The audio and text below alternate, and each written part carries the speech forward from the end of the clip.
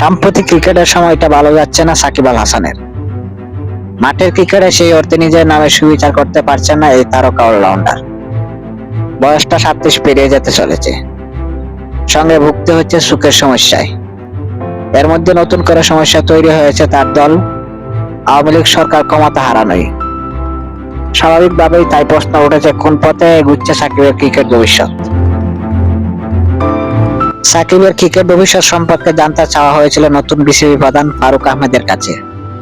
তার উত্তরে অবশ্য অন্ধকারেই থেকে গেছে সাকিবের ভবিষ্যৎ। কেননা ক্ষমতা হারানোর পর সাকিবের দলের বাকি নেতাকর্মীরা গা ঢাকা দিয়েছে, অনেকে দেশ ছেড়ে পালিয়েছেন। সাকিব নিজেও পাকিস্তান সিরিজের আগে দেশে পা রাখার সাহস দেখাননি, যুক্তরাষ্ট্র থেকে সরাসরি পাকিস্তান খেলতে গেছেন।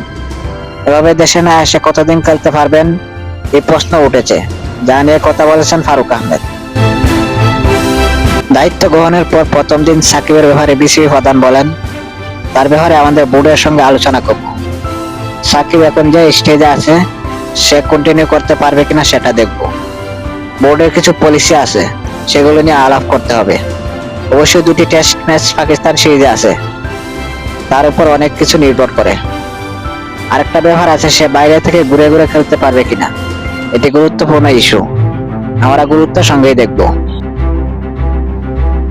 খেলা চলাকালীন বিভিন্ন বিজ্ঞাপনে অংশ নিতে দেখা গেছে সাকিবকে, যা নিয়ে বেশ সমালোচনা শুনতে হয়েছে বিসিবিকে।